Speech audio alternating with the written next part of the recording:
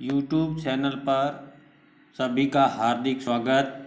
आज अपन अध्ययन करेंगे कक्षा 12 की हिंदी अनिवार्य की द्वितीय पुस्तक पीयूष पर्वा का पहला पाठ, जिसका नाम है उसने कहा था। उसने कहा था ये एक कहानी है और इसके कहानीकार हैं पंडित संदरधर शर्मा गुल्लेरी।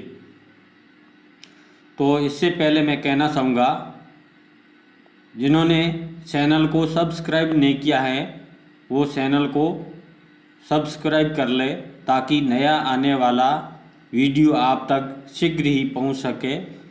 और अब अपन अध्ययन करेंगे कहानी उसने कहा था। उसने कहा था कहानी के लेखक हैं पंडित संदरधर शर्मा गुल्लेरी। तो गुल्लेरी जी का पहले जीवन परिचय पढ़ेंगे। कहानी पढ़ने से पहले लेखक परिचय पढ़ेंगे, ताकि इस कहानी के जो लेखक हैं उनका जीवन के बारे में जानकारी प्राप्त करें। पंडित संदरधर शर्मा गुल्लेरी का जन्म 1883 में जयपुर में हुआ। ये हिंदी के कहानी के उल्लेखनीय हस्ताक्षर है। मतलब हिंदी कहानी के क्षेत्र में जन जाने माने लेखकों की गणना होती है, उनमें संदरधर शर्मा गुल्लेरी का स्थान आता है।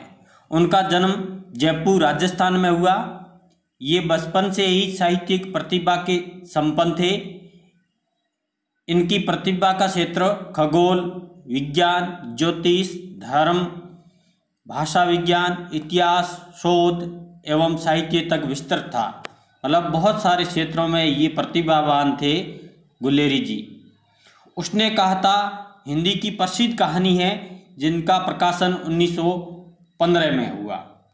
ध्यान रखना विद्यार्थियों, और याद भी रखना, कई बार प्रतियोगी परीक्षा में पूछा गया है कि उसने कहा था कहानी के लेखक कौन है और इसका प्रकाशन कब हुआ। तो उसने कहा था कहानी संदरधर शर्मा गुल्लेरी जी की है और इनका प्रकाशन 1915 में हुआ। इन्होंने बहुत कम कहानियाँ लिखी। इसके अलावा इनकी कहानी है सुखमय जीवन और बुद्धू का कांटा। इन्होंने 3 कहानियाँ ही लिखी। उसने कहा था सुखमय जीवन, बुद्धू का कांटा। अब है इनके निबंध। कछुआधरम मारेसी मोही कुठा, ये इनके निबंध है गुल्लेरी जी के। संदरधर शर्मा गुल्लेरी जी के कछुआधरम मारेसी मोही कुंठा, इनके ये निबंध है। इन्होंने मासिक पत्र समालोचक का संपादन किया। ये भी महत्वपूर्ण है कि मासिक पत्र समालोचक का संपादन संदरधर शर्मा गुल्लेरी ने किया, एवं वे नागरी प्रसारिणी सभा काशी के संपादक मंडल में भी रहे। ये राजस्थान के एक जाने माने लेखक हुए हैं संदरधर शर्मा गुल्लेरी, और इनका 39 वर्ष की अल्पायु में निधन हो गया। 1922 में इनका निधन हो गया। अब कहानी है जो उसने कहा था, इनका पाठ परिचय पढ़ेंगे। उसने कहा था प्रथम विश्व युद्ध, जो 1914 से 1918 के बीच में हुआ, की पृष्ठभूमि पर लिखी गई एक मार्मिक कहानी है, जिसका कथानक प्रेम, त्याग और कर्तव्य निष्ठा को केंद्र में रखकर बुना गया है। ध्यान रखना, इस कहानी का जो कथानक है, इस कहानी का जो कथा है, वो प्रेम, त्याग और कर्तव्य निष्ठा को केंद्र में रखकर लिखा गया है। अमृतसर के बाजार का दृश्य, अमृतसर पंजाब में आया हुआ है, जहाँ पर स्वर्ण मंदिर स्थित है, वहाँ का दृश्य है। बालक बालिका का बाल सुलभ निश्चल प्रेम, महायुद्ध का वातावरण और लहनासी के आत्मोत्सर्ग आदि के वर्णन में गहरा मनोवैज्ञानिक पुट है। आत्मोत्सर्ग का अर्थ है आत्म त्याग का गहरा मनोवैज्ञानिक पुट इस कहानी में है। ये कहानी आरंभिक सहल पल से लेकर प्रेम और कर्तव्य का विकट पथ पार करती हुई मृत्यु शैया पर समाप्त होती है। ये कहानी शुरुआत में प्रेम और कर्तव्य, पहले निश्चल प्रेम को दिखाती हैं और फिर कर्तव्य का विकट मतलब कठिन पथ को पार करती हुई अंतिम में जो लहना सिंह होता है, इस कहानी का मुख्य पात्र है, उसकी मृत्यु पर ही इस कहानी का अंत होता है। यह उत्सर्ग प्रेम वेदना जनित नहीं बल्कि कर्तव्य की प्रसन्नता है। इनका जो त्याग था, इस कहानी में जो त्याग है वो प्रेम वेदना जनित नहीं है बल्कि उनके कर्तव्य की प्रसन्नता है। आंचलिक शब्दों के साथ साथ यथार्थ वर्णन व उत्कट भाव व्यंजना से ये कहानी हिंदी साहित्य की विशिष्ट धरोहर है। इस प्रकार आंचलिक मतलब क्षेत्रीय शब्दों का प्रयोग किया गया है, उनका वर्णन किया गया है, जिसके कारण ये हिंदी साहित्य की एक विशिष्ट धरोहर बन गई, जानी मानी कहानियों में से एक मानी जाती हैं। उसने कहा था, जिसके लेखक है पंडित सुंदरधर शर्मा गुलेरी जी। अब इस कहानी के 5 भाग हैं। पहला भाग पढ़ेंगे, मूल कहानी। बड़े बड़े शहरों के इक्के गाड़ी वालों की जबान के कोड़ों से जिनकी पीठ छिल गई। इक्के गाड़ी वाले मतलब घोड़े वाले, घोड़ा गाड़ी होती है, उनकी जबान कोड़ों से जिनकी पीठ छिल गई है और कान पक गए हैं, उनसे हमारी प्रार्थना है कि अमृतसर के बम्बू काट वालों की बोली का मरहम लगावे। जब बड़े बड़े शहरों की छोड़ी सड़कों पर घोड़े की पीठ साबुक से धुनते हुए, साबुक जो चमड़े का बना हुआ होता है, जो घोड़े को हाँकने के लिए उसके ऊपर वार किए जाने वाले को बोलते हैं साबुक। कभी राह चलते पैदलों की आंखों के न होने पर तरस खाते हैं, कभी उनके पैरों की उंगलियों के पोरों को सीध कर अपने ही को सताया हुआ बताते हैं। पोरे मतलब अंगुलियों के अगले भाग को सीध का अर्थ है कुचलना।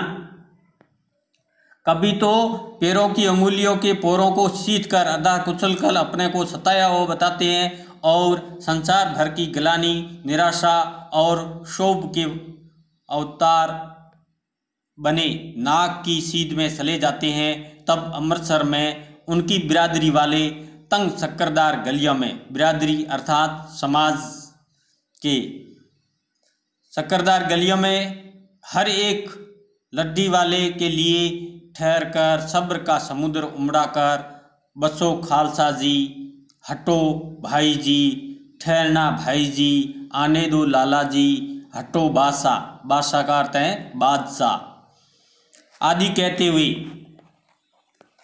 सफ़ेद फेंटों, खसरों और बतकों, गन्ने और खोमचे और भारे वाले के जंगल से में से राह खेते हैं, अर्थात राह प्राप्त करते हैं, राह पार करते हैं। राह मतलब मार्ग। ये बात हो रही है उन इक्के वाले जो अमृतसर के बाजार में चलते हैं। क्या मजाल है कि जी और साहब बिना सुने किसी को हटना पड़े। अर्थ कहने का मतलब लेखक यहाँ पर गुलेरी जी कहते हैं कि वो इक्के वाले जी और साहब के बिना किसी को बुलाते नहीं है, और जब तक जी और साहब नहीं कहते हैं तो वहाँ के लोग उनके इक्के से आगे से हटते नहीं हैं। ये बात सही नहीं है कि उनकी जीभ चलती ही नहीं है, चलती है पर मीठी छुरी की तरह महीन मार करती हुई। ये बात नहीं है कि उन इक्के वालों की जीभ चलती नहीं है, जीभ चलती जरूर है लेकिन मीठी छुरी की तरह अंदर से मार करती हुई चलती है। यदि कोई बुढ़िया बार बार चितौनी देने पर भी लीक से नहीं हटती। चितौनी का अर्थ है चेतावनी। चेतावनी देने पर भी कोई बुढ़िया वहाँ से नहीं हटती हैं, तो उनकी वचनावली के ये नमूने तो उस बच्चों जैसी बात करते हैं। वे इक्के वाले क्या कहते हैं, हट जा जीने जोगिए, हट जा कर्मा वालिए, हट जा पूता प्यारिए, बच जा लंबी उम्रा वालिए। समष्टि में इनके अर्थ हैं, अर्थात समाज में इसका अर्थ है कि तू जीने योग्य है, तू भाग्यशाली है, पुत्रों को प्यारी है, लंबी उम्र तेरे सामने है, तू क्यों मेरे पहियों के नीचे आना चाहती है, बच्चा। ऐसा इक्के वाला एक बुढ़िया से बोलते हैं।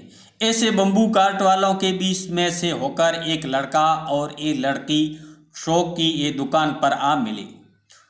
उसके बालों और इसके ढीले सूतने से जान पड़ता है कि दोनों सिख है। सूतने का अर्थ है जो ढीला पायजामा पहना जाता है उनको छूतने बोलते हैं। दोनों सिख हैं।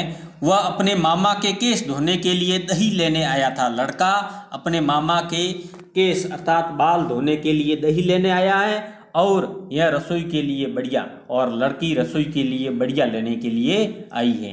दुकानदार एक परदेसी से गुंथ रहा था अर्थात एक परदेसी से उलझ रहा था जो शेर भर गीले पापड़ों की गड्डी को गिने बिना हटता न था। मतलब वो शेर भर पापड़ों की गड्डी को गिनने में व्यस्त था। तेरे घर कहाँ है? मगरे में। और तेरे माजे में। ये लड़का और लड़की एक दूसरे से कहते हैं। यहाँ कहाँ रहती है? लड़का लड़की से पूछता है। अंतर सिंह की बैठक में, वे मेरे मामा होते हैं। तो लड़की कहती है मैं अंतर सिंह के बैठक, उनके मामा हैं अंतर सिंह, वहाँ पर रहती हूँ। मैं भी मामा के यहाँ आया हूँ, उनका घर गुरु बाजार में है। और लड़का कहता है मैं भी मामा के यहाँ आया हुआ हूँ और उनका घर गुरु बाजार में है। इतने में दुकानदार निपटा और इनका सौदा देने लगा। सौदा लेकर दोनों साथ साथ चले। कुछ दूर जाकर लड़के ने मुस्कुरा कर पूछा, तेरी कुड़माई हो गई है? कुड़माई का अर्थ है सगाई। लड़का लड़की से पूछता है कि तेरी कुड़माई हो गई है? इस पर लड़की कुछ आंख सटाकर धत कहकर दौड़ गई और लड़का मुंह देखता रह गया। दूसरे तीसरे दिन सब्जी वाले के यहाँ, दूध वाले के यहाँ अकस्मात दोनों मिल जाते। महीना भर यही हाल रहा। 2-3 बार लड़के ने फिर पूछा, तेरी कुड़माई हो गई अर्थात तेरी सगाई हो गई है? और उत्तर में वही धत मिला। एक दिन जब फिर लड़के ने वैसे ही हंसी में सिडाने के लिए पूछा तो लड़की लड़के की सद्भावना के विरुद्ध बोली, हाँ हो गई है। कब? वो कहती है कल। देखते नहीं, यह रेशम से कटा हुआ सालू, सालू का अर्थ है ओढ़नी, ये रेशम से कटी हुई जो ओढ़नी है ये कल सगाई में दी है। लड़की भाग गई। लड़के ने घर की राह ली अर्थात घर के मार्ग की तरह चल पड़ा। रास्ते में एक लड़के को मोरी में धकेल दिया। एक छाबड़ी वाले की दिन भर की कमाई खोई। एक कुत्ते के पत्थर मारा और एक गोभी वाले के ठेले में दूध उड़ेल दिया। सामने नहाकर आती हुई किसी वैष्णवी से टकराकर अंधे की उपाधि पाई। तब कहीं घर पहुंचा वो लड़का। इस प्रकार की स्थिति उस लड़के की हो गई जब उस लड़की ने कहा कि मेरी कुड़माई कल हो गई। इस प्रकार लड़का घर पहुंच जाता है। अब भाग 2 आता है इस कहानी का। राम राम, यह भी कोई लड़ाई है? दिन रात खंदकों में बैठे हड्डियां अकड़ गई है। खंदक मतलब गड्ढा, खाई जिसको बोलते हैं। लुधियाने से 10 गुना ज़्यादा, लुधियाना पंजाब में आया हुआ है, उससे कहते हैं यहाँ पर 10 गुना ज़्यादा सर्दी है। और मई और बर्फ़ ऊपर में अर्थात बारिश हो रही है और बर्फ़ गिर रही है। पिंडलियों तक कीचड़ में धंसे हुए हैं। ज़मीन कहीं दिखती नहीं। घंटे 2 घंटे में कान के पर्दे फाड़ने वाले धमाके के साथ सारी खंदक हिल जाती है और 100-100 गज धरती उछल पड़ती है। इतनी बमबारी हो रही है। इस गैबी गोले से बचे तो कोई लड़े अर्थात इस गोलों से कोई यदि बचता है तो लड़ाई लड़े, ऐसा वो लहना सिंह कहता है। नगरकोट का जलजला सुना है? नगरकोट का जलजला अर्थात भूकंप, लड़ाई आपने सुना है। यहाँ दिन में 25 जलजले होते हैं अर्थात 25 बार भूकंप आते हैं। जो कहीं खंदक से बाहर साफा या कोनी निकल गई तो चटाक से गोली लगती है। न मालूम बेईमानी मिट्टी में लेटे हुए हैं या घास की पत्तियों में छिपे रहते हैं। यहाँ पर लहना सिंह कहते हैं यदि खंदक अर्थात खाई से, गड्ढे से यदि कोहनी और सिर के ऊपर जो साफा पहना हुआ बाहर निकल जाता है तो छटाक से गोली लग जाती है और न जाने ये बेईमान सामने जो शत्रु है पता नहीं कहाँ लेटे हुए हैं, कहीं घास की पत्तियों में छिपे रहते हैं। लहना सिंह और 3 दिन हैं। 4 तो खंदक में बिताए दिए। परसों रिलीफ आ जाएगी। परसों रिलीफ का अर्थ है आराम आ जाएगा और फिर 7 दिन की छुट्टी, अपने हाथों झटका करेंगे और पेट भर खाकर सो रहेंगे। झटका का अर्थ है मांस को जब काटते हैं, जीवों को काटने को एक झटके से तलवार से काटते हैं, उनको कहते हैं कि झटका करेंगे और फिर उनको आराम से खाएंगे पेट भर कर। उस फिरंगी मैम के बाग में मखमल का सा हरा घास है। फिरंगी मैम वही है जो लड़की लहना सिंह को बाल्यावस्था में मिली थी। फल और दूध की वर्षा कर देती हैं। लाख कहते हैं, दाम नहीं लेती हैं।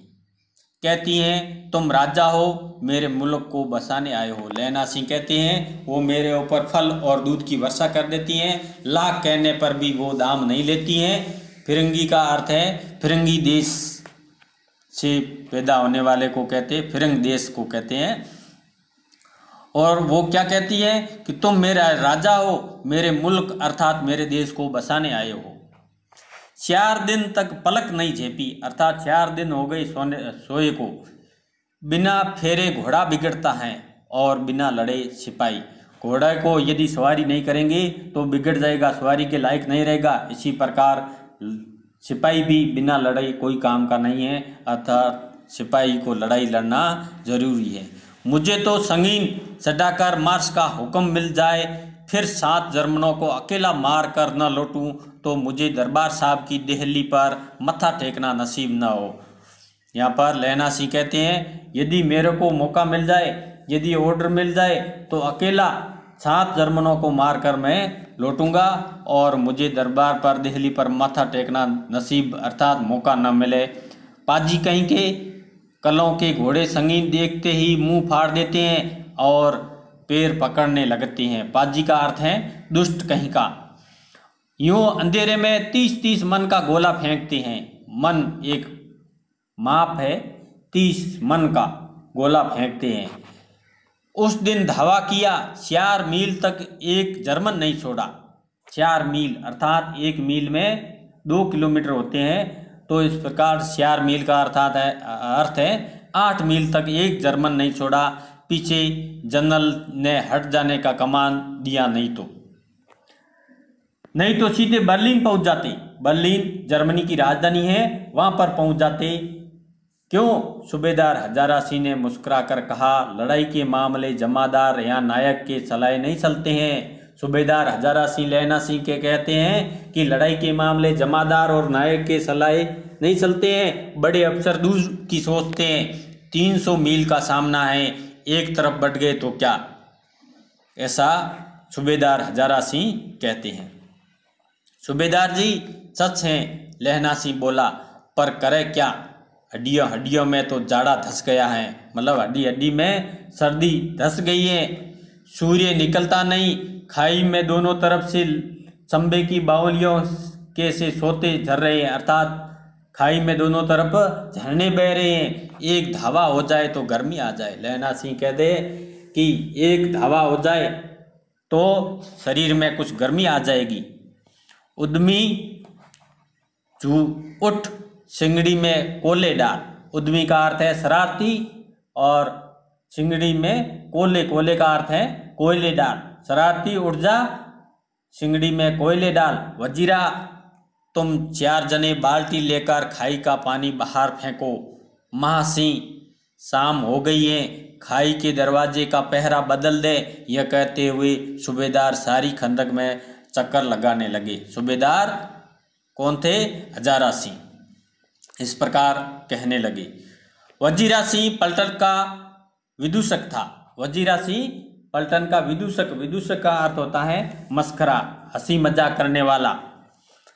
बाल्टी में गंदला पानी भरकर खाई के बाहर फेंकता हुआ बोला, मैं पादा बन गया हूँ। करो जर्मनी की भाषा का तर्पण। पादा का अर्थ है पादा का अर्थ होता है पुरोहित या आचार्य।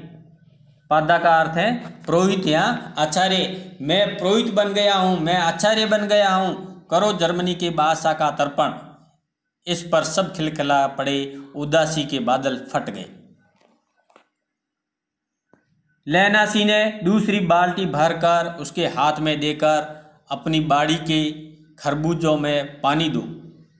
ऐसा खाद का पानी पंजाब भर में नहीं मिलेगा।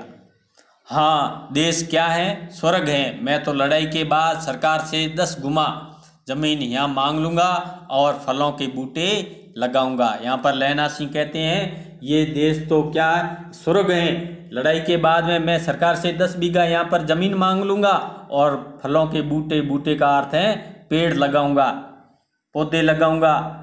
लाड़ी होरा को भी यहाँ बुला लोगे, यहाँ वही दूध पिलाने वाली फरंगी मैम छुपकर, यहाँ वालों को शर्म नहीं है। उसको लहना सिंह से कहते हैं कि या अपनी पत्नी को होरा को भी यहाँ पर लेके आओगे, यहाँ दूध पिलाने वाली जो फरंगी मैम है इनसे सलाओगे। इस प्रकार वो कहते हैं चुप कर, ऐसी बातें मत कर, आप यहाँ वालों को शर्म नहीं है। देश देश की साल है, आज तक तो मैं उसे समझ न सका कि सिख तंबाकू नहीं पीती, वह सिगरेट देने में हट करती है। फरंगी मैम की बात होती है। फरंगी मैम के बारे में कहते हैं ओटों को लगाना चाहती हैं और मैं पीछे हटता हूँ तो समझती हैं कि राजा बुरा मान गए, अब मेरे मुल्क के लिए लड़ेगा नहीं। ऐसा लहना सिंह कहते हैं उस फरंगी मैम के बारे में। अच्छा, अब बोधा सिंह कैसा है? अच्छा है, जैसे मैं जानता ही न हूँ। रात भर तुम अपने कंबल उसे उड़ाते हो, आप सिंगड़ी के सहारे गुजर जाते हो। यहाँ रात भर कंबल कौन उड़ाता है? लहना सिंह बोधा सिंह को। बोधा सिंह हजारा सिंह का, सूबेदार हजारा सिंह का पुत्र हैं। उसके पहरे पर आप पहरा दे आते हो, अपने सूखे लकड़ी के तख्तों पर उसे सुलाते हो। आप कीचड़ में पड़े रहते हो, कहीं तुम न मादे पड़ जाना। मादे का अर्थ है बीमार न पड़ जाओ। मादे का अर्थ क्या है? कहीं तुम बीमार न पड़ जाओ। जाड़ा क्या है? मौत है। और निमोनिया से मरने वालों को मुरबे नहीं मिला करते। मुरबे कहते हैं नहर के पास में जो वर्गाकार जमीन होती है, निमोनिया से मरने वालों को नहर के पास में कोई जमीन नहीं मिलती है। मेरा डर मत करो, मैं तो बुलेल की खंड के किनारे मरूंगा। भाई कीर्त सिंह की गोदी पर मेरा सिर होगा और मेरे हाथ से लगाए हुए आंगन के आम के पेड़ की छाया होगी। ऐसा लहना सिंह कहते हैं। लहना सिंह के भाई का नाम है कीर्त सिंह और आगे कहते हैं कि मेरे हाथ से लगाया हुआ आंगन में आम का पेड़ है, उसी छाया में मैं मरूंगा। और इसी के साथ में ये दूसरा भाग पूरा होता है और तीसरा भाग आता है कहानी का। दोपहर रात गई, अंधेरा है, सन्नाटा छाया हुआ है। बोधा सिंह खाली बिस्कुटों के 3 टीनों पर अपने दोनों कंबल बिछाकर लहना सिंह के 2 कंबल और एक बरकोट ओढ़कर सो रहा है। बरकोट का अर्थ है लहना सिंह का ओवरकोट है, उनको ओढ़कर सो रहा है और लहना सिंह की 2 कंबल ओढ़कर सो रहा है। लहना सिंह पहरे पर खड़ा हुआ है, एक आंख खाई के मुंह पर और एक बोधा सिंह के दुबले शरीर पर। बोधा सिंह करहा अर्थात दर्द के मारे करहा रहा है। क्यों बोधा भाई, क्या है? पानी पिला दो। लहना सिंह ने कटोरा उसके मुंह से लगाकर पूछा। कहो कैसे हो? पानी पीकर बोधा बोला। कंपी छूट रही है, अर्थात कंपी छूट रही है, मतलब सर्दी ज़्यादा लग रही है। रोम रोम में तार दौड़ रही हैं, अर्थात शरीर का रोम रोम दर्द कर रहा है, दांत बज रहे हैं। अच्छा, मेरी जर्सी पहन लो, ऐसा लहना सिंह कहते हैं। और तुम? बोधा सिंह कहते हैं और तुम क्या पहनोगे? मेरे पास सिंगड़ी है और मुझे गर्मी लगती है, पसीना आ रहा है। ना, मैं नहीं पहनता। 4 दिन से तुम मेरे लिए, अर्थात 4 दिन से तुम मेरे लिए पैरों पर खड़े हो और आपके जो कंबल है वो भी मेरे को दे दी, ओवरकोट था वो भी दे दिया, अब जर्सी दे रहे हो। हाँ, याद आई, मेरे पास दूसरी गर्म जर्सी है, आज सवेरे ही आई है, ऐसा लहना सिंह कहते हैं। विलायत से बुन बुन कर भेज रही है मैमे, गुरु उनका भला करे। विलायत अर्थात विदेशों से बुनकर मैमे भेज रही है, गुरु उनका भला करे, ऐसा लहना सिंह कहते हैं। यूँ कहकर लहना अपना कोट उतार कर जर्सी उतारने लगा। सच कहते हो और नहीं झूठ? लहना से कि क्या मैं झूठ बोलता हूँ? यूँ कहकर नहीं करते बोधा को उसने जबरदस्ती जर्सी पहना दी और आप खाकी कोट और जिन का कुर्ता पहनकर पहरे पर आ खड़ा हुआ। मैम की जर्सी की कथा केवल कथा थी,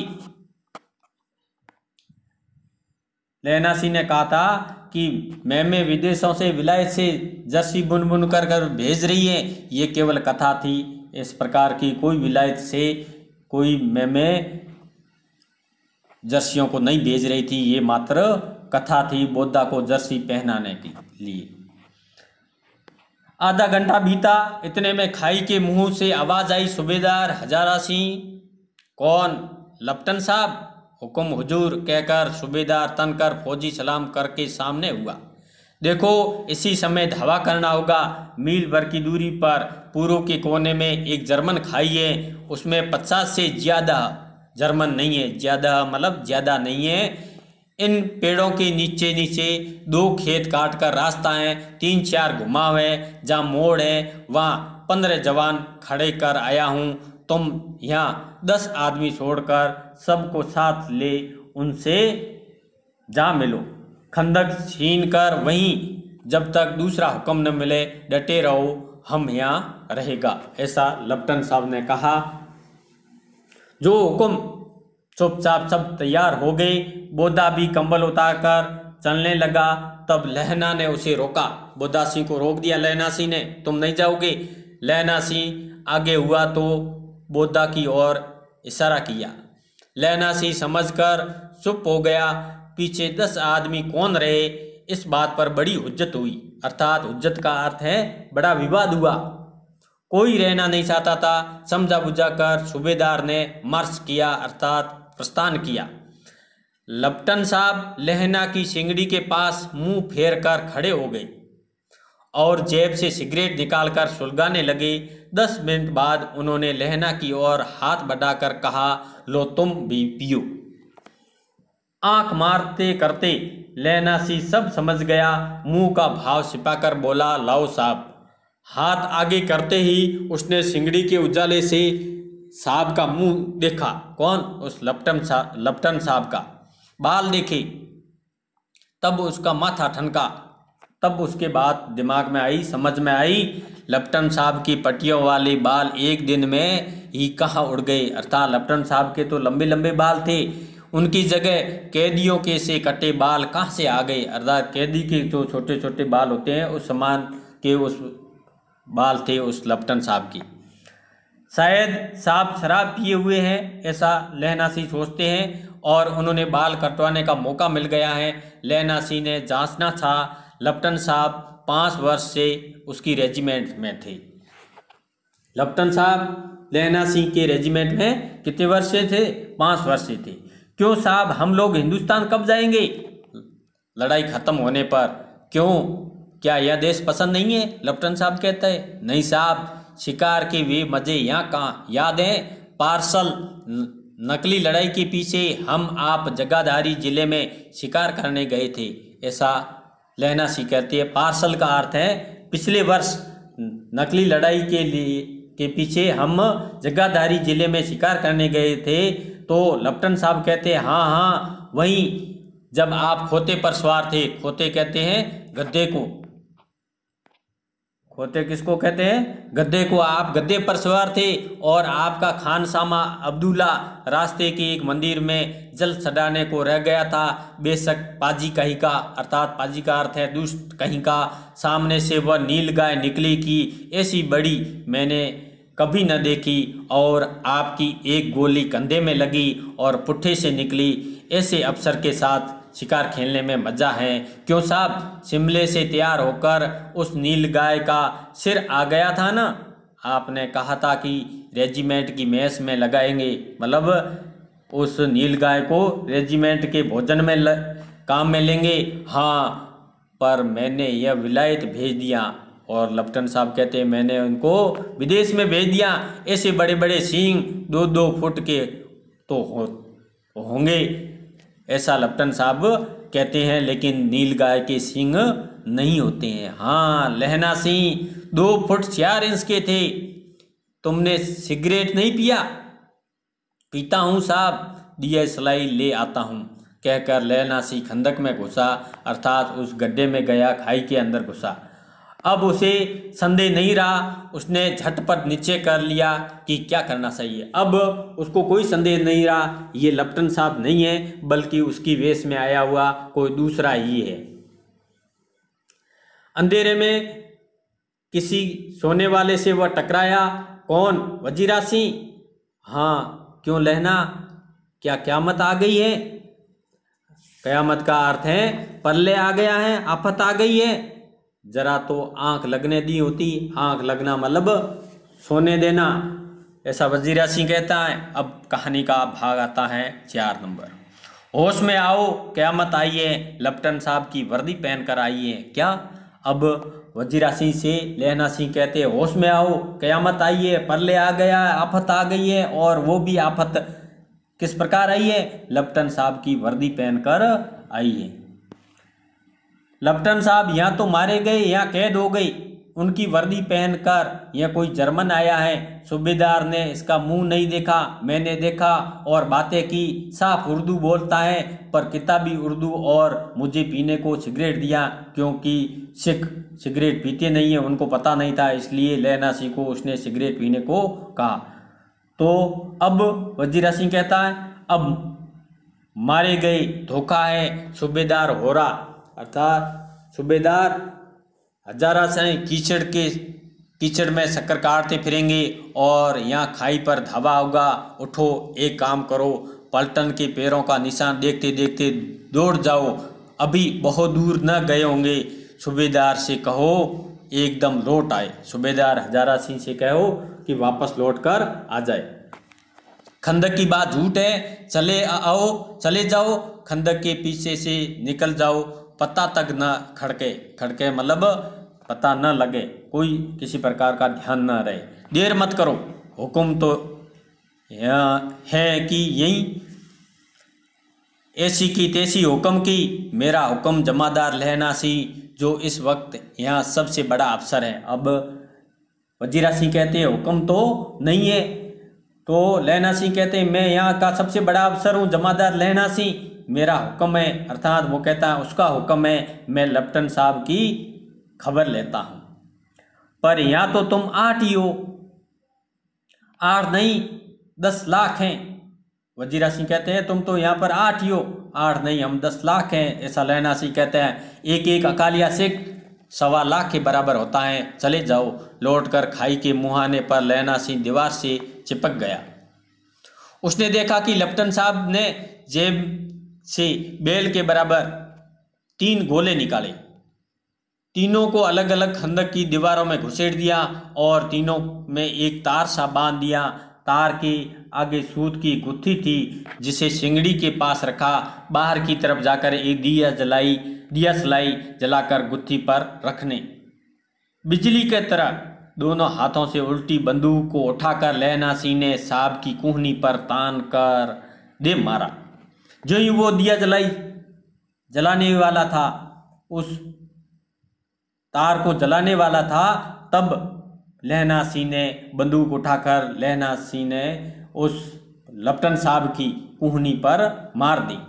धमाके के साथ साहब के हाथ से दिया सलाई गिर पड़ी। लहना सिंह ने एक कुंदा साहब की गर्दन पर मारा और एक उस बंदूक को गर्दन के ऊपर मारा। और साहब ने कहा आहा मीन गोट कहते हुए चित हो गए, अर्थात बेहोश होकर नीचे गिर गए। लहना सिंह ने तीनों गोले बीन कर मतलब इकट्ठा करके खंदक के बाहर फेंके और साहब को घसीटकर सिंगड़ी के पास लिटाया। जेबों की तलाशी ली, 3-4 लिफाफे और एक डायरी निकालकर उन्हें अपने जेब के हवाले कर दिया, अर्थात लहना सिंह ने अपने जेब में रख लिया।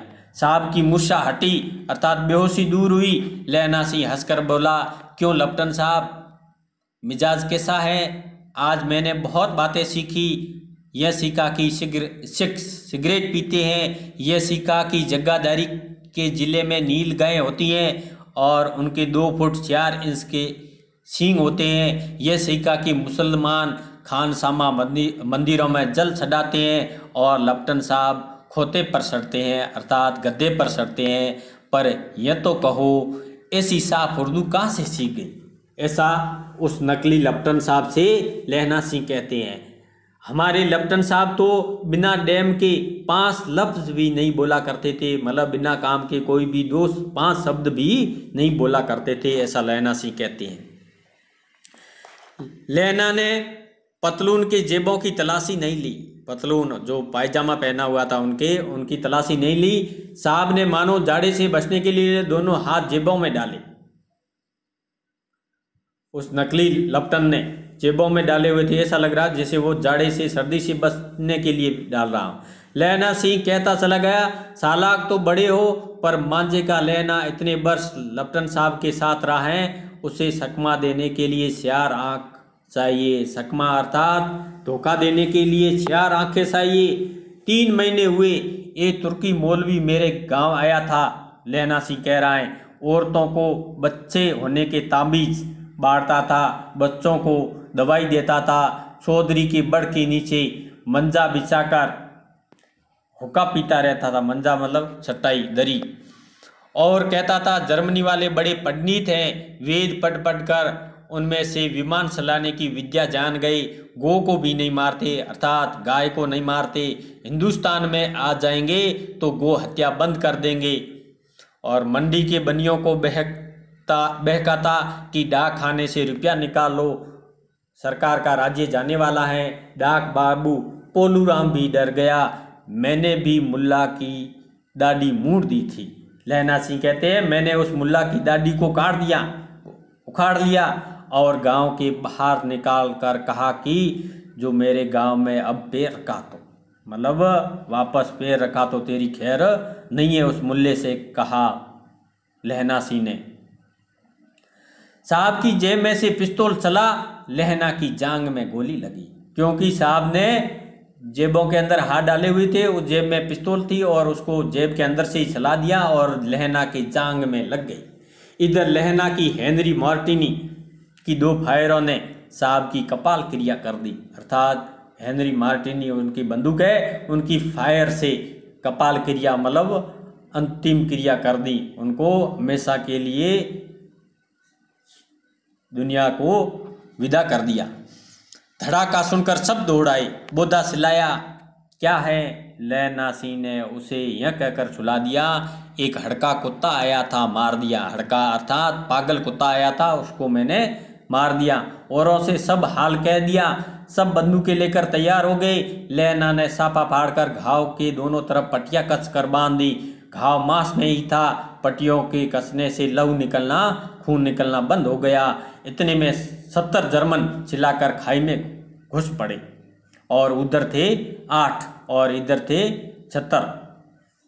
सिखों की बंदूकों की बाढ़ से वे पहले धावे को रोका, दूसरे को रोको, पर यहाँ थे 8। लहना सिंह तक तक कर मार रहा था, वह खड़ा था और लेटे हुए थे और वे थे 70। अपने मुर्दा भाइयों के शरीर पर सटकर जर्मन आगे घुसे आते थे। थोड़े मिनटों में भी अचानक आवाज आई, वाह गुरुजी की फतेह, वाह गुरुजी दा खालसा। और धड़ाधड़ बंदूकों को फायर जर्मनों के पीठ पर पड़ने लगे। ऐन मौके पर जर्मन 2 चक्की के पाटों के बीच में आ गए, अर्थात दोनों तरफ आ गई। उधर से सेना आ गई सूबेदार हजारा सिंह की और इधर से लहना सिंह की। पीछे से सूबेदार हजारा सिंह के जवान आग बरसाने लगे, अर्थात गोलियां चलाने लगे और सामने लहना सिंह के साथियों के संगीन साथी चल रहे थे। पास आने पर पीछे वालों ने भी संगीन पिरोना शुरू कर दिया। एक किलकारी और अकाल सिखा दी फौज आई, वाह गुरुजी दी फतेह, वाह गुरुजी दी खालसा, संत श्री अकाल पुरुष। और लड़ाई खत्म हो गई। इस प्रकार जयकारा लगने लगे। 63 जर्मन यहाँ तो खेत रहे, अर्थात शहीद हो गए, यहाँ करा रहे थे, यहाँ घायल हुए करा रहे थे। सिखों में 15 के प्राण गए। सिख बटालियन में से 15 के प्राण निकल गए थे, शहीद हो गए थे। सूबेदार के दाहिने कंधे में से गोली आर पार निकल गई। लहना सिंह की पसली से एक गोली लगी, उसने घाव को खंदक की गीली मिट्टी से पूर लिया, अर्थात खंदक की खाई की गीली मिट्टी से उस घाव को भर दिया। बाकी का साफा कसकर कमर की तरह लपेट लिया। किसी को खबर नहीं हुई कि लहना को दूसरा घाव, भारी घाव लगा है। किसी को पता नहीं चलने दिया लहना सिंह ने। लड़ाई के समय चांद निकल आया था, ऐसा चांद जिसके प्रकाश से संस्कृत कवियों का दिया हुआ शई नाम सार्थक होता है। शई का अर्थ होता है नष्ट होने वाला। और हवा ऐसी चल रही है जैसी बाण भट्ट की भाषा में दंत वीणो उपदेशाचार्य कहलाती, अर्थात दांत ऐसे बज रहे हैं जैसे कि वीणा बज रहा हो। वजीरा सिंह कह रहा था कि कैसे मन मन भर फ्रांस की भूमि मेरे बूटों में चिपक रही थी। मतलब इतना कीचड़ था, मन एक माप होता है, मन मन भर फ्रांस की भूमि का कीचड़ मेरे बूटों में चिपक रहा है जब मैं दौड़ा दौड़ा सूबेदार के पीछे गया था, ऐसा वजीरा सिंह कहता है। सूबेदार लहना सिंह से सारा हाल सुन और कागजात पाकर वे उसकी तुरंत बुद्धि को सराह रहे थे, उनकी प्रशंसा कर रहे थे और कह रहे थे तू न होता तो आज सब मारे जाते, ऐसा सूबेदार हजारा सिंह लहना सिंह के बारे में कहते। इस लड़ाई की आवाज़ 3 मील दाहिने और की खाई वालों ने सुन ली थी। उन्होंने पीछे टेलीफोन कर दिया। वहाँ से झटपट से 2 डॉक्टर और 2 बीमार ढोने वाली गाड़ियाँ चली जो कोई 1.5 घंटे के अंदर अंदर आ पहुँची। फील्ड अस्पताल नज़दीक था, सुबह होते होते वहाँ पहुँच जाएंगे, इसलिए मामूली पट्टी बांधकर एक गाड़ी में घायल लेटाए और दूसरी में लाशें रखी गई।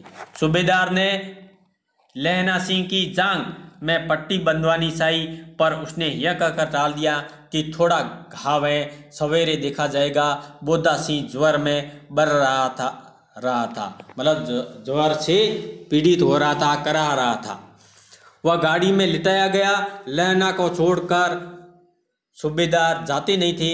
यह देख लहना ने कहा तुम्हें बोधा की कसम, अर्थात बोधा उसका पुत्र था सूबेदार हजारा सिंह का, और सूबेदारनी की सौगंध। सूबेदारनी वही फिरंगी मैम थी, वो सूबेदार हजारा सिंह की पत्नी थी जो इस गाड़ी में न चले जाओ। इस प्रकार लहना सिंह सूबेदार हजारा सिंह को कसम दिलाता है और तुम मेरे लिए वहाँ पहुंचकर गाड़ी भेज देना, लहना सिंह कहता है। और जर्मन मुर्दों के लिए तो भी गाड़ियाँ आती होगी, मेरा हाल बुरा नहीं है, देखते नहीं मैं खड़ा हूँ, वजीरा सिंह मेरे पास तो है ही, ऐसा लहना सिंह सूबेदार हजारा सिंह से कहते हैं। अच्छा, पर बोधा गाड़ी पर लेट गया, भला आप भी चढ़ जाओ, सुनिए तो सूबेदारी ने होरा को चिट्ठी लिखो तो मेरा मत्था टेकना लिख देना, और जब घर जाओ तो कह देना मुझसे जो उसने कहा था।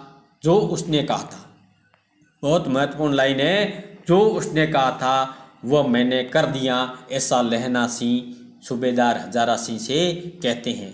गाड़ियाँ चल पड़ी। सूबेदार को ने सड़ते सड़ते लहना का हाथ पकड़कर कहा तैने मेरे और बोधा के प्राण बचाए, लिखना कैसा, साथ ही घर चलेंगे, अपनी सूबेदारिनी को तू ही कह देना उसने क्या कहा था। अब आप गाड़ी पर चढ़ जाओ, मैंने जो कहा वो लिख देना और कह भी देना। गाड़ी के जाते लहना लेट गया। वजीरा पानी पिला दे, मेरा कमरबंद खोल दे, तर हो रहा था, मतलब गीला हो रहा था, खून से लथपथ हो रहा था। मृत्यु के कुछ समय पहले स्मृति बहुत साफ हो जाती है लहना सिंह की। जन्म भर की घटनाएं एक एक करके सामने आती हैं। सारे दृश्यों के रंग साफ होते हैं, समय की धुंध बिल्कुल उनसे हट जाती है। लहना सिंह 12 वर्ष का था, याद रखना, लहना सिंह 12 वर्ष का था। अमृतसर में मामा के यहाँ आया हुआ था, दही वाले के यहाँ, सब्जी वाले के यहाँ, हर कहीं से उसे 8 वर्ष की लड़की मिल जाती है। जब पूछता है तेरी कुड़माई हो गई, तब धत कहकर वह भाग जाती है। एक दिन उसने वैसे ही पूछा जो उसने कहा, हाँ कल हो गई, देखते नहीं ये रेशम के फूलों वाला सालू। सुनते ही लहना सिंह को दुख हुआ, क्रोध हुआ, क्यों हुआ, ये तो आपको विचार करना होगा। क्रोध, दुख उनका निश्चल प्रेम के कारण हुआ था। वजीरा सिंह पानी पिला दे, आगे लहना सिंह अब कहते हैं। 25 वर्ष बीत गए हैं। अब लहना सिंह नंबर 77 राइफल्स में जमादार हो गया है। उन 8 वर्ष की कन्या का ध्यान ही न रहा, न मालूम वह कभी मिली थी या नहीं। 7 दिन की छुट्टी लेकर जमीन के मुकदमे की पैरवी करने वह अपने घर गया था। कौन? लहना सिंह। वहाँ रेजिमेंट के अफसर की चिट्ठी मिली कि फौज लाम पर जाती है, फौरन चले आओ। लाम पर अर्थात फौज लड़ाई पर जा रही है, फौरन अर्थात जल्दी चले आओ। साथ ही सूबेदार हजारा सिंह की चिट्ठी मिली कि मैं और बोदा सिंह लाम पर जाते हैं। हजारा सिंह की चिट्ठी मिली लहना सिंह को कि मैं और बोदा सिंह भी लाम पर अर्थात लड़ाई पर जा रहे हैं, लौटते हुए हमारे घर होते आना। ऐसा सूबेदार हजारा सिंह लहना सिंह से कहते हैं। साथ ही चलेंगे। सूबेदार का गांव रास्ते में पड़ता था और सूबेदार उसे बहुत चाहता था। लहना सिंह सूबेदार के यहाँ पहुंचा। जब चलने लगे तब सूबेदार बेड़े में से निकलकर बोला, लहना, सूबेदारनी तुमको जानती हैं, बुलाती हैं, चा मिला। लहना सिंह भीतर पहुंचा। सूबेदारनी मुझे जानती हैं? कब से? रेजिमेंट की क्वार्टरों में तो कभी सूबेदार के घर के लोग रहे नहीं। दरवाजे पर जाकर मत्था टेकना कहा। असी सुनी। लहना सिंह चुप। मुझे पहचाना? लहना सिंह कहता, नहीं, तेरी कुड़माई हो गई। धत, कल हो गई। देखते नहीं, रेशमी बूटों वाला चालू अमृतसर। भावों की टकरार से मुर्शा खुली। इस प्रकार की बात जब उस फिरंगी मैम ने कहा तो लहना सिंह की जो मुर्शा थी, बेहोशी थी, वो बदल गई। करवट बदली और पछली का घाव बह निकला। इस प्रकार वो घायल अवस्था में पुरानी बातें याद कर रहा। वजीरा, पानी पिला, उसने कहा था। सौपन चल रहा था। सूबेदारनी कह रही, मैंने तेरे को आते ही पहचान लिया। एक काम कहती हूँ, मेरे तो भाग फूट गए हैं। सरकार ने बहादुरी का खिताब दिया है, लायलपुर में जमीन दी है। किसको? सूबेदार हजारा सिंह को। आज नमक हलाली का मौका आया है। नमक हलाली मतलब स्वामी भक्ति का मौका आया है। पर सरकार ने हम तीमियों की एक घगरिया पलटन क्यों ना बना दी, जो मैं भी सूबेदार जी के साथ चली जाती। तीमियों का अर्थ है औरतों की भी एक पलटन न बना दे, ताकि हम भी औरतें पलटन में चले और सूबेदार जी के साथ में युद्ध लड़े। एक बेटा है, फौज में भर्ती हुए उसे 1 वर्ष हुआ है। उस सूबेदारनी की एक बेटा है जिसका नाम बोदा सिंह है, अपने पहला बड़ा है। उसके पीछे 4 और हुए पर एक भी नहीं जिया। ऐसा सूबेदारनी कहती है लहना सिंह से। सूबेदारनी रोने लगी। अब दोनों जाते हैं, अर्थात सूबेदार हजारा सिंह और उसका पुत्र बोदा सिंह दोनों जा रहे हैं। मेरे भाग तुम्हें याद है? एक दिन तांगे वाले का घोड़ा दही वाले की दुकान के पास बिगड़ गया। तुमने उस दिन मेरे प्राण बचाए थे। आप घोड़ों की लातों में चले गए और मुझे उठाकर दुकान के तख्ते पर खड़ा कर दिया था। ऐसे ही इन दोनों को बचाना। ऐसा सूबेदारनी कहती है लहना सिंह से कि एक दिन एक घोड़े वाले का घोड़ा बिगड़ गया था, तो आपने मेरे को अमृतसर के बाजार में बचाया था। आप खुद घोड़े के पैरों के बीच में चले गए, लातों के बीच में चले गए, लेकिन मेरे को उठाकर दुकान के तख्ते के आगे खड़ा कर दिया था। जिस प्रकार मेरे को बचाया था, इसी प्रकार मेरे सूबेदार हजारा सिंह और पुत्र बोदा सिंह को आप बचाना। ऐसा सूबेदारनी लहना सिंह से कहती है। ये मेरी भिक्षा है, तुम्हारे आगे आंचल पसारती हूँ, ऐसा कहती है। रोती रोती सूबेदारनी ओरी में चली गई, मतलब घर के अंदर चली गई। लहना भी आंसू पोंछता हुआ बाहर आया। वजीरा सिंह, पानी पिला, उसने कहा था। लहना सिंह का सिर अपनी गोदी में रखे वजीरा सिंह बैठा है। जब मांगता है तब पानी पिला देता है। आधे घंटे तक लहना चुप रहा, फिर बोला, कौन? कीर्त सिंह। कीर्त सिंह लहना सिंह का भाई था, उसका नाम लेता है लहना सिंह। वजीरा ने कुछ समझकर कहा, हाँ भैया, मुझे और ऊंचा कर ले, अपने पट पर मेरा सिर रख ले। पट कहते हैं जांग को, अपने जांग पर मेरा सिर रख लो। अपने भाई कीर्त सिंह को कहते हैं, लेकिन कीर्त सिंह नहीं था, वो तो वजीरा सिंह था। वजीरा ने वैसे ही किया। हाँ अब ठीक है, पानी पिला दे, बस अब के हाड़ में यह आम खूब फलेगा। चाचा भतीजा दोनों यहीं बैठकर आम खाना। जितना बड़ा मेरा भतीजा है उतना ही आम जिस महीने उसका जन्म हुआ था उसी महीने मैंने इसे लगाया था। इस प्रकार सोचने लगता है और वजीरा सिंह के आंसू टप टप टपक रहे थे। कुछ दिनों पीछे लोगों ने अखबारों में पढ़ा, फ्रांस और बेल्जियम 68वीं सूची मैदान में हवाओं में मरा नंबर 77 सिख राइफल जमादार लहना सिंह। इस प्रकार ये पाठ समाप्त होता है। ये कहानी पंडित सुंदरधर शर्मा गुलेरी की, जिसमें प्रेम, त्याग और कर्तव्यनिष्ठा को केंद्र में रखकर ये लिखी गई है। और इसमें निश्चल प्रेम महायुद्ध का वर्णन है और लहना सिंह के आत्मत्याग का वर्णन है। इसका सभी का मनोवैज्ञानिक पुट भी है इसमें। यह इनका त्याग केवल वेदना, प्रेम वेदना जनित नहीं है, बल्कि कर्तव्य की प्रसन्नता से युक्त है। इस प्रकार ये विद्यार्थियों आपको पाठ कैसा लगा, इसके आगे कठिन शब्दार्थ है, इनको देख लेना। और चैनल को सब्सक्राइब नहीं किया है तो सब्सक्राइब करें और यूट्यूब को ज़्यादा से ज़्यादा शेयर करें। धन्यवाद।